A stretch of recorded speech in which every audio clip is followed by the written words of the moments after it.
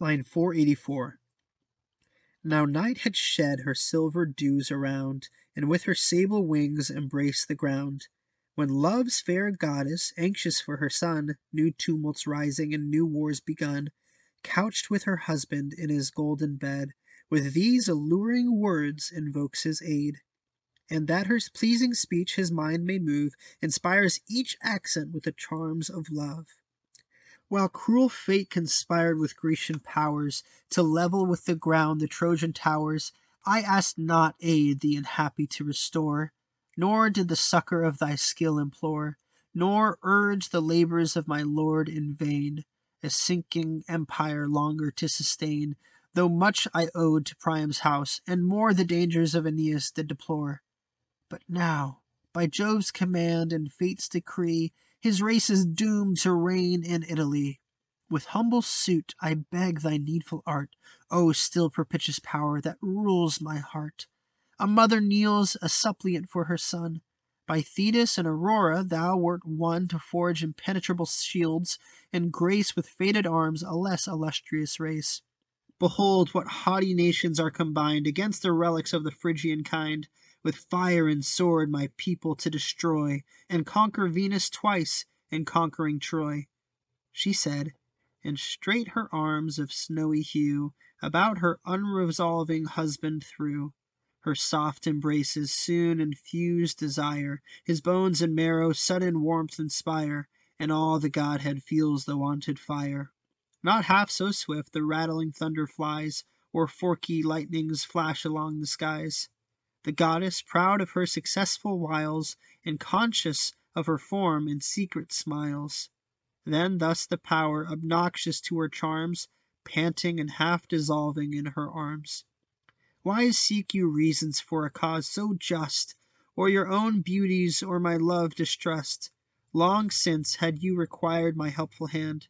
The artificer and art you might command to labor arms for Troy, nor Jove nor fate confined their empire to so short a date. And if you now desire new wars to wage, my skill I promise, and my pains engage. Whatever melting metals can conspire, or breathing bellows, or the forming fire, is freely yours. Your anxious fears remove, and think no task is difficult to love. Trembling he spoke, and eager of her charms, he snatched the willing goddess to his arms, till in her lap infused he lay possessed of full desire, and sunk to pleasing rest. Now, when the night her middle race had rode, and his first slumber had refreshed the god, the time when early housewives leave the bed, when living embers on the hearth they spread, supply the lamp and call the maids to rise, with yawning mouths and with half-opened eyes they ply the distaff by the winking light, and to their daily labor add the night. Thus frugally they earn their children's bread, and uncorrupted keep the nuptial bed. Not less concerned, nor at a later hour, rose from his downy couch the forging power. Sacred to Vulcan's name, an isle there lay, betwixt Sicilia's coast and Lipare, raised high on smoking rocks, and deep below, in hollow caves, the fires of Aetna glow. The Cyclops here their heavy hammers deal, loud strokes and hissings of tormented steel are heard around. The boiling waters roar, and smoky flames through fuming tunnels soar. Hither the father of the fire, by night, through the brown air precipitates his flight. On their eternal anvils, here he found the brethren beating, and the blows go round. A load of pointless thunder now there lies before their hands, to ripen for the skies. These darts for angry Jove they daily cast, consumed on mortals with prodigious waste. 3 rays of writhen rain, of fire 3 more, of winged southern winds and cloudy store as many parts, the dreadful mixture frame, and fears are added, an avenging flame. Inferior ministers for Mars repair his broken axletrees and blunted war, and send him forth again with furbished arms, to wake the lazy war with trumpets' loud alarms. The rest refresh the scaly snakes that fold the shield of Pallas, and renew their gold. Full on the crest the Gorgon's head they place, with eyes that roll in death, and with distorted face. "My sons," said Vulcan, "set your tasks aside. Your strength and master skill must now be tried. arms for a hero forge, arms that require your force, your speed, and all your forming fire. He said. They set their former work aside, and their new toils with eager haste divide. A flood of molten silver, brass, and gold, and deadly steel, and the large furnace rolled. Of this their artful hands a shield prepare, alone sufficient to sustain the war. 7 orbs within a spacious round they close. One stirs the fire, and one the bellows blows. The hissing steel is in the smithy drowned. The grot with beaten anvils groans around. By turns their arms advance, in equal time. By turns their hands descend, and hammers chime. They turn the glowing mass with crooked tongs. The fiery work proceeds with rustic songs. While at the Lemnian god's command they urge their labors thus, and ply the Aeolian forge. Okay, so Venus, the mother of Aeneas, visits Vulcan, Hephaestus, her husband. So she goes on behalf of her son, anxious about the wars that are coming his way, and uses all of her charm and beauty to try to get Vulcan, her husband, to make a shield for Aeneas. So she starts, when Troy was burning to the ground, it didn't try to stop it. The house of Priam, which I owed a lot to, they did a lot for me, nor save my son them. But now, Jove and fate decree that Aeneas will reign in Italy, and so I need a shield for him. Thetis and Aurora came to you for Achilles and Tithonus, respectively, and you gave them shields. And now I ask for a superior man, a superior race, that a shield be made for him.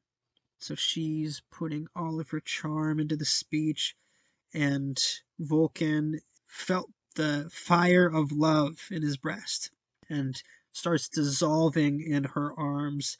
Line 522.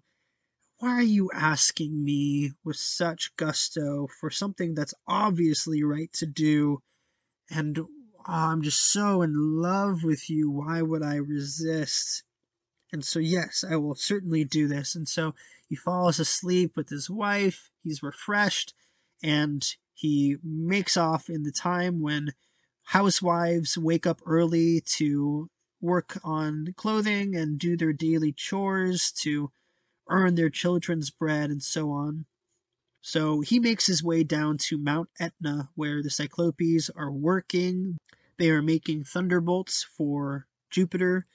There are others who are working on things for Mars, which would be Ares, so that he can fight. So this is the daily grind of the Cyclopes.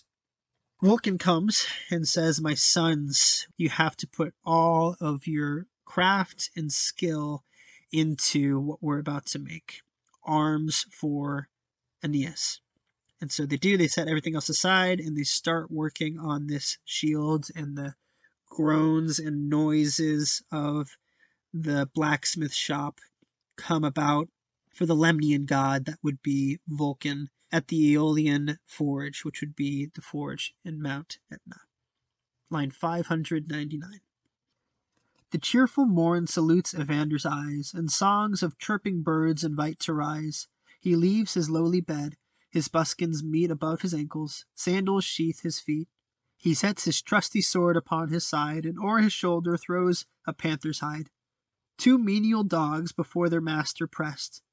Thus clad and guarded thus, he seeks his kingly guest.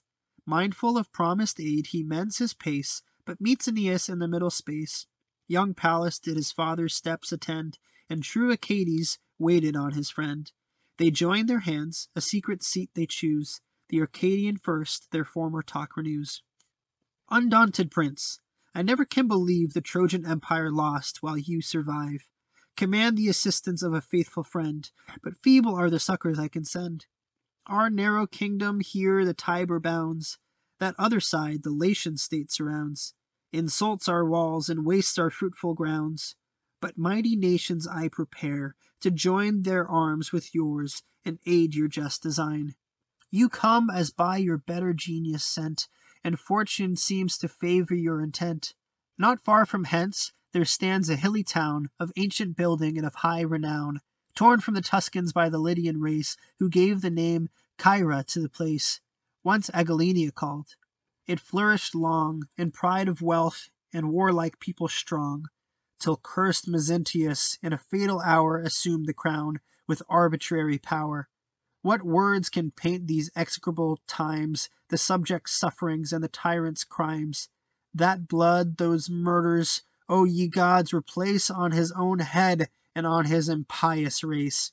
The living and the dead at his command were coupled, face to face and hand to hand, till, choked with stench, and loathed embraces tied, the lingering wretches pined away and died.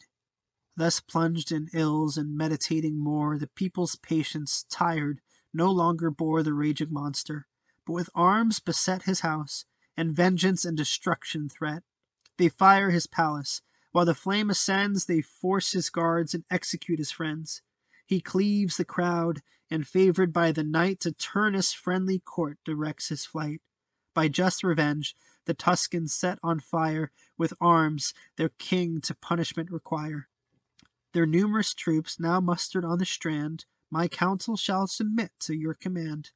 Their navy swarms upon the coasts, they cry to hoist their anchors, but the gods deny. An ancient augur, skilled in future fate, with these foreboding words restrains their hate. Ye brave in arms, ye Lydian blood, the flower of Tuscan youth, and choice of all their power, whom just revenge against Mezentius arms, to seek your tyrant's death by lawful arms. Know this, no native of our land may lead this powerful people, seek a foreign head. Awed with these words, in camps they still abide, and wait with longing looks their promised guide. Tarquin, the Tuscan chief, to me has sent their crown and every regal ornament. The people join their own with his desire, and all my conduct as their king require. But the chill blood that creeps within my veins, and age and listless limbs unfit for pains, and a soul conscious of its own decay, have forced me to refuse imperial sway. My Pallas were more fit to mount the throne, and should, but he's a Sabine mother's son, and half a native. But in you combine a manly vigor and a foreign line. Where fate and smiling fortune shew the way, pursue the ready path to sovereign sway. The staff of my declining days, my son, shall make your good or ill success his own. In fighting fields from you shall learn to dare, and serve the hard apprenticeship of war. Your matchless courage in your conduct view, and early shall begin to admire and copy you. Besides, 200 horse he shall command, though few, a warlike and well-chosen brand. These in my name are listed, and my son as many more has added in his own. Scarce had he said, Aeneid and his guest with downcast eyes their silent grief expressed, who, short of succors and in deep despair, shook at the dismal prospect of the war. So Evander wakes up, gets ready, gets his servant dogs by his side, and goes out to meet Aeneas. And so they meet, and Evander expresses again his disbelief, his gratitude that Aeneas has survived even though Troy has fallen. He talks about their small state, that they don't really have a lot to offer, but they will help how they can. And he has good news. A better genius, a spirit, must have sent you, and fortune favors you, because across the water there's a place that was ruled by Mezentius. Mezentius was a tyrant and took over in a really brutal way, and so he had an impious race that the people of Caira did not like. The people of Caira have justly kicked him out and made him flee to Turnus, and so that's why we saw Mezentius earlier with Turnus. Well, they were just sitting there, and they had an ancient augur, somebody who is skilled in future fate, line 654, who told these words, that you may not go and fight and get revenge against Mezentius until you are led by a foreign head. Well, they've been waiting ever since, because they offered me to rule them since I am a Greek. However, I'm getting old. I'm not fit for battle anymore. I'm slow. I'm in pain. when I fight, and so I shouldn't lead them. Line 672 says, my son Pallas would be a better choice to be king, but he's half native. His mother's a Sabine woman. And so you are the perfect king to lead them. You are both young, unlike me, and you are a foreigner, unlike my son. It is you who should lead this people who want their revenge against Mezentius. I'll lend you my son as well, he says. The staff of my declining days, line 678. And he will go with you. He will learn to dare in war alongside you under your leadership, under your example. And with him I'll send 200 horses. That's not much, but they're good horses, good in fighting. And so Achates and Aeneas look with downcast eyes. They are in grief for the war that is coming their way. Picking up line 692. But his bright mother, from a breaking cloud, to cheer her issued, thundered thrice aloud. Thrice forky lightning flashed along the sky, and terrene trumpets thrice were heard on high. Then, gazing up, repeated peals they hear, and in a heaven serene, refulgent arms appear. Reddening the skies and glittering all around, the tempered metals clash and yield a silver sound. The rest stood trembling, struck with awe divine. Aeneas only, conscious to the sign, presaged the event, and joyful viewed above the accomplished promise of the Queen of Love. Then to the Arcadian king, this prodigy, dismiss your fear, belongs alone to me. Heaven calls me to the war. The expected sign is given of promised aid and arms divine. My goddess mother, whose indulgent care foresaw the dangers of the growing war, this omen gave, when bright Vulcanian arms, faded from force of steel by Stygian charms, suspended shone on high. She then foreshadowed approaching fights, and fields to float in blood. Turnus shall dearly pay for faith forsworn, and corpse and swords and shields on Tiber borne shall choke his flood. Now sound the loud alarms, and, Latian troops, prepare your perjured arms, he said, and rising from his homely throne, the solemn rites of Hercules begun, and on his altars waked the sleeping fires. Then cheerful to his household gods retires, there offers chosen sleep. The Arcadian king and Trojan youth the same oblations bring. Next, of his men and ships he makes review, draws out the best and ablest of the crew. Down with the falling stream the refuse run, to raise with joyful news his drooping son. Steeds are prepared to mount the Trojan band, who wait their leader to the Tyrrhene land. A sprightly courser, fairer than the rest, the king himself presents his royal guest. A lion's hide his back and limbs enfold, precious with studded work and paws of gold. Fame through the little city spreads aloud the intended march. Amid the fearful crowd, the matrons beat their breasts, dissolve in tears, and double their devotion in their fears. The war at hand appears with more affright, and rises every moment to the sight. Then old Evander, with a close embrace, strained his departing friend, and tears o'erflow his face. Would heaven, said he, my strength and youth recall, such as I was beneath Praenesta's wall. Then when I made the foremost foe retire, and set whole heaps of conquered shields on fire. When Aeolus in single fight I slew, whom with 3 lives Feronia did endue. And thrice I sent him to the Stygian shore, till the last ebbing soul returned no more. Such if I stood renewed, not these alarms nor death should rend me from my palace arms. Nor proud Mezentius thus unpunished boast his rapes and murders on the Tuscan coast. Ye gods and mighty Jove, in pity bring relief, and hear a father and a king. If fate and you reserve these eyes to see my son return with peace and victory, if the loved boy shall bless his father's sight, if we shall meet again with more delight, then draw my life in length. Let me sustain, in hopes of his embrace, the worst of pain.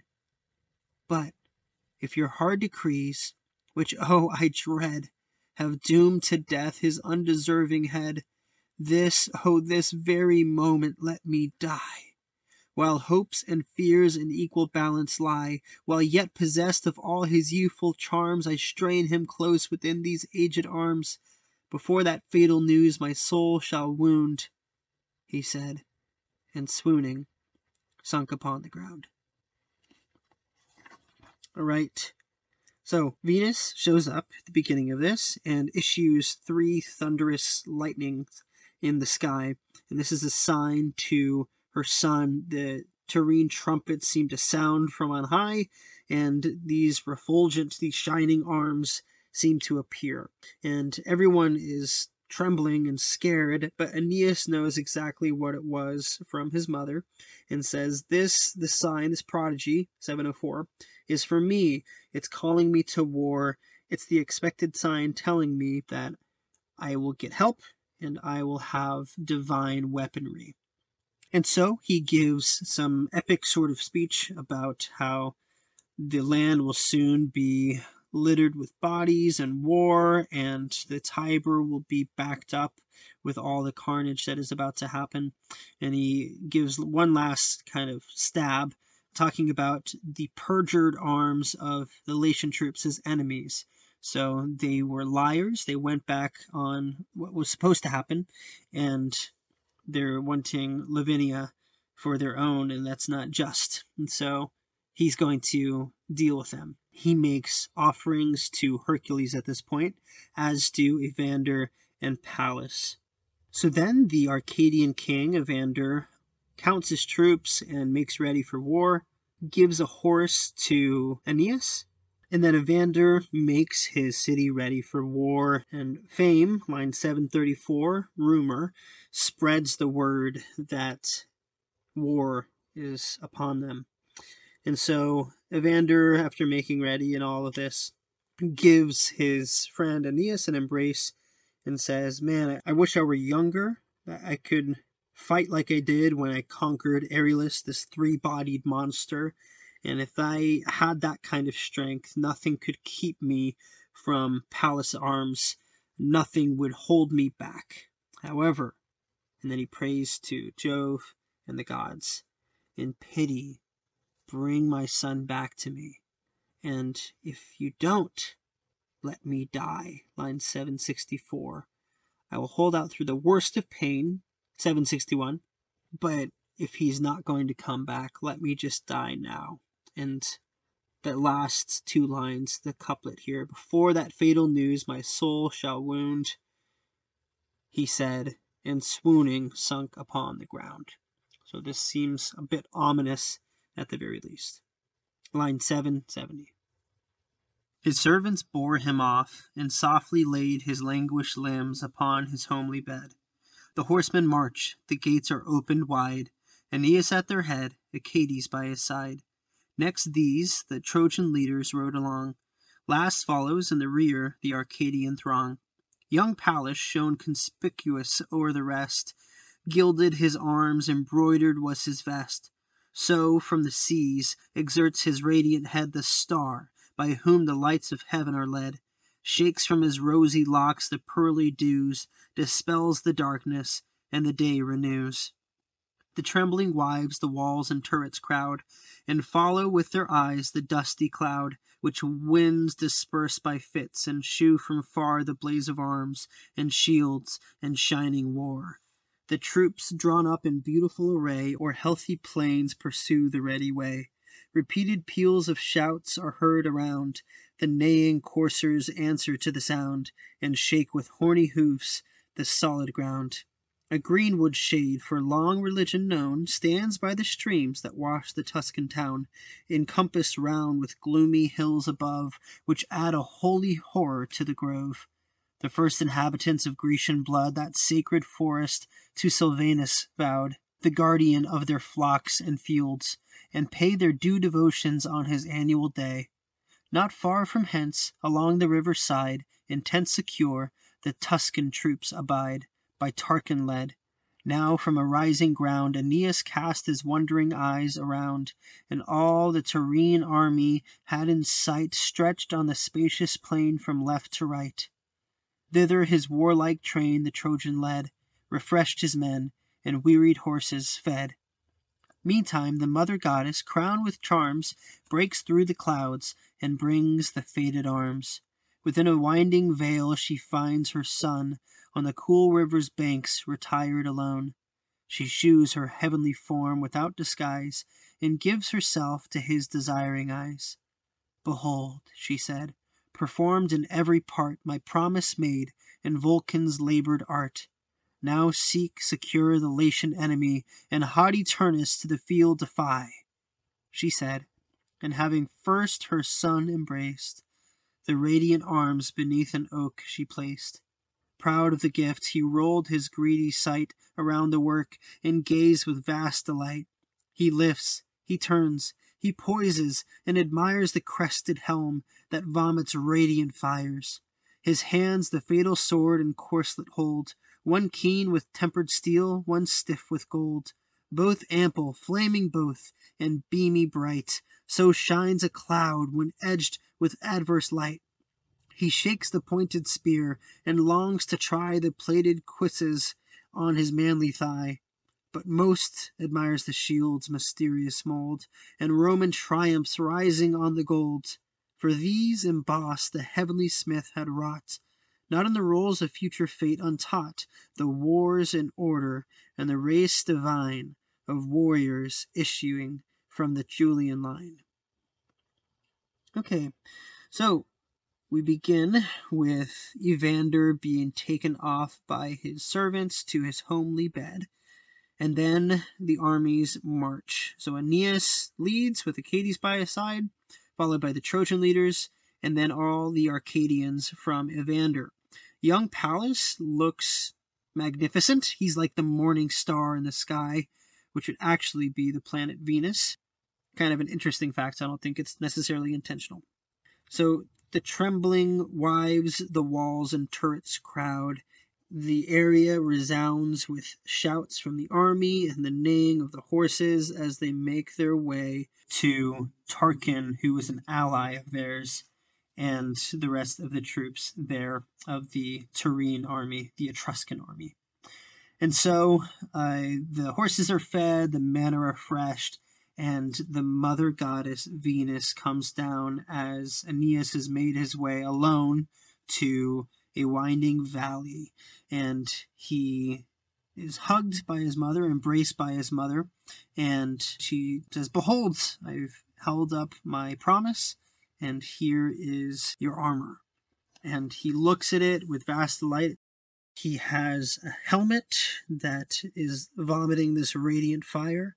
He has a sword, a corslet, which would be a breastplate. He has a spear. He has cuisses, which would be thigh armor. He admires most the shield, which Vulcan has wrought to include many famous scenes from Aeneas' perspective, from the Roman future, which Virgil's audience would recognize as their past. So we start with that past in line 835. The cave of Mars was dressed with mossy greens. There by the wolf were laid the martial twins. Intrepid on her swelling dugs they hung. The foster dame lolled out her fawning tongue. They sucked secure, while, bending back her head, she licked their tender limbs and formed them as they fed. Not far from thence New Rome appears, with games projected for the rape of Sabine dames. The pit resounds with shrieks. A war succeeds from breach of public faith and unexampled deeds. Here for revenge the Sabine troops contend. The Romans there with arms the prey defend. Wearied with tedious war, at length they cease, and both the kings and kingdoms plight the peace. The friendly chiefs before Jove's altar stand, both armed with each a charger in his hand. A fatted sow for sacrifices led, with imprecations on the perjured head. Near this the traitor Matius, stretched between 4 fiery steeds, is dragged along the green. By Tullus' doom the brambles drink his blood, and his torn limbs are left the vulture's food. There Porcina to Rome proud Tarquin brings, and would by force restore the banished kings. One tyrant for his fellow tyrant fights. The Roman youth assert their native rights. Before the town the Tuscan army lies, to win by famine or by fraud surprise. Their king, half threatening, half disdaining, stood, where Cocles broke the bridge and stemmed the flood. The captive maids there tempt the raging tide, scaped from their chains, with Cloelia for their guide. High on a rock heroic Manlius stood, to guard the temple and the temple's god. Then Rome was poor, and there you might behold the palace thatched with straw, now roofed with gold. The silver goose before the shining gate there flew, and by her cackle saved the state. She told the Gauls approach. The approaching Gauls obscure in night ascend and seize the walls. The gold dissembled well their yellow hair, and golden chains on their white necks they wear. Gold are their vests, long alpine spears they wield, and their left arm sustains a length of shield. Hard by, the leaping Salian priests advance, and naked through the streets the mad Luperci dance, in caps of wool, the targets dropped from heaven. Here modest matrons in soft litters driven, to pay their vows in solemn pomp appear, and odorous gums in their chaste hands they bear. Far hence removed, the Stygian seats are seen, pains of the damned, and punished Catiline. Hung on a rock, the traitor, and around the Furies hissing from the nether ground. Apart from these the happy souls he draws, and Cato's Holy Ghost dispensing laws. Okay, so we have this description of, like we said, many scenes from Roman history. So we start with Romulus and Remus being nursed by the wolf who saves them. These are the sons of Mars, and they are brave, and she is caring for them. Not far from this, we see the rape, which would be the seizing and taking by force of the Sabine women. And they're screaming, and their husbands and the men of the town contend for the Sabine captives, and the Romans fight, and eventually they call peace, and the Romans keep them, of course. Next, we have the traitor, an ally of Rome at one point in the 670s BC, Matius, and he betrays the Romans, and the Roman king Tullus dragged him behind these horses so that he was, well, eventually eaten by vultures. So next we have Porcina, who is an Etruscan king fighting against the Romans in 508 after they've overthrown the monarchy, and he's trying to bring Tarquin back. Tarquin, who was the last king of Rome. We have these Roman youth asserting their native rights, so resisting the monarchs. Cocles is mentioned, a legendary man who saved Rome by defending the bridge. Next we have Manlius recounted, who was a defender of Rome in 390 BC, and he was alerted to Gaul's approach by geese honking. So the legend goes. And then we have several images of Roman worship with the Luperci and the Salian priests. We have modest matrons in soft litters or carriages driven, and they have these odorous resins to sacrifice to the gods. We see Catiline, this man who attempted to forcibly seize the Roman state in 63 BC, and he is in the depths of Tartarus, the Stygian seats. The Furies are hissing around him, and Cato's Holy Ghost is down there dispensing all the laws. That would be Brutus's father-in-law. And so all of these many scenes, and we will continue with them. Line 891. Betwixt the quarters flows a golden sea, but foaming surges there in silver play. The dancing dolphins with their tails divide the glittering waves, and cut the precious tide. Amid the main 2 mighty fleets engage their brazen beaks, opposed with equal rage. Actium surveys the well-disputed prize. Leucote's watery plain with foamy billows fries. Young Caesar on the stern in armor bright here leads the Romans and their gods to fight. His beamy temples shoot their flames afar, and o'er his head is hung the Julian star. Agrippa seconds him with prosperous gales, and with propitious gods his foes assails. A naval crown that binds his manly brows, the happy fortune of the fight foreshows. Ranged on the line opposed, Antonius brings barbarian aids and troops of eastern kings, the Arabians near and Bactrians from afar, of tongues discordant and a mingled war. And rich in gaudy robes amidst the strife, his ill fate follows him, the Egyptian wife. Moving they fight, with oars and forky prows the froth is gathered, and the water glows. It seems as if the Cyclades again were rooted up, and justled in the main, or floating mountains meet. Such is the fierce encounter of the fleet. Fireballs are thrown, and pointed javelins fly. The fields of Neptune take a purple dye. The queen herself, amidst the loud alarms, with cymbals tossed her fainting soldiers warms. Fool as she was, who had not yet divined her cruel fate, nor saw the snakes behind. Her country gods, the monsters of the sky, great Neptune Pallas, and Love's queen defy. The dog Anubis barks, but barks in vain, nor longer dares oppose the ethereal train. Mars in the middle of the shining shield is graved, and strides along the liquid field. The Deri souse from heaven with swift descent, and Discord dyed in blood with garments rent, divides the praise. Her steps Bellona treads, and shakes her iron rod above their heads.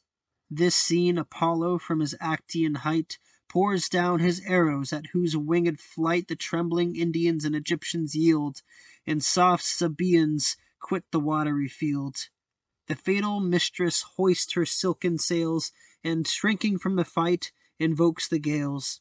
Aghast she looks, and heaves her breast for breath, panting and pale with fear of future death. The god had figured her as driven along by winds and waves, and scudding through the throng. Just opposite, sad Nilus opens wide his arms and ample bosom to the tide, and spreads his mantle o'er the winding coast, in which he wraps his queen, and hides the flying host. The victor to the gods his thanks expressed, and Rome triumphant with his presence blessed. 300 temples in the town he placed, with spoils and altars every temple graced. 3 shining nights and 3 succeeding days, the fields resound with shouts, the streets with praise, the domes with songs, the theatres with plays. All altars flame, before each altar lies, drenched in his gore, the destined sacrifice. Great Caesar sits sublime upon his throne, before Apollo's porch of Parian stone, accepts the presents vowed for victory, and hangs the monumental crowns on high. Vast crowds of vanquished nations march along, various in arms, in habit, and in tongue. Here Mulciber assigns the proper place for Carians and the ungirt Numidian race. Then ranks the Thracians in the second row, with Scythians, expert in the dart and bow. And here the tamed Euphrates humbly glides, and there the Rhine submits her swelling tides, and proud Araxes, whom no bridge could bind, and Danes' unconquered offspring march behind, and Myrine, the last of humankind. These figures on the shield divinely wrought, by Vulcan labored, and by Venus brought, with joy and wonder fill the hero's thought. Unknown the names, he yet admires the grace, and bears aloft the fame and fortune of his race. All right, so we have these dolphins and these waves and this scene of the Battle of Actium. We have Leucate, which is near Actium, and most important of all, young Caesar, Caesar Augustus, in his godlike glory. And the Julian star is above him, and his general Agrippa seconds him, and they are fighting Antonius, which would be Mark Antony, and that Egyptian wife, Cleopatra. They are aided by these Eastern kings, Arabians and Bactrians, all of these barbarians, which comes from the onomatopoeia barbar, that they would speak in these discordant tongues, according to the Roman perspective. So they're all fighting in this violent encounter, javelins flying, fireballs thrown. The fields of Neptune, the seas, are all dyed purple because of the blood. And Cleopatra's country dogs, like the dog Anubis, who barks but barks in vain, line 927, they are all defeated by great Neptune, Pallas, and Venus. And we have the Furies sweeping down the Diri from heaven, and discord, and they divide the praise, which would be the shares. We have the goddess of war, Bellona, who's helping in the fight, and all of these goddesses and soldiers, and of course Caesar and Agrippa, are fighting against the trembling Indians and Egyptians, the Sabaeans, which would be the Arabians, and they eventually win. So the Nilus, the god of the Nile, opens wide and hides the fleeing Cleopatra and all the troops that escaped. And you have Caesar returning home triumphant, building 300 temples and filling them all with spoils. And Rome reverberates with shouts and praise and songs and plays. And it is a glorious victory, the Battle of Actium. So the vanquished nations are marching along. They all look different in their dress and in their speech. But Mulciber, that be Vulcan, assigns them all a proper place. And finally, on the shields, even the rivers of the world bow down to Rome. The Euphrates, which would be like the Mesopotamians. You have the Rhine, which would be the Germanic peoples. The Araxes, that would be the Turkish river. And the Danes' unconquered offspring march behind. This would be the barbarians. And finally, the Morini, which would be a Gallic people. And they all are marching behind and bowing down to the might of Rome. And so Aeneas looks at all of this in wonder. Of course, doesn't know the names of any of these people or even some of the things that he's seeing, but admires the grace with which Vulcan has made this glorious shield. That's the end of Book 8.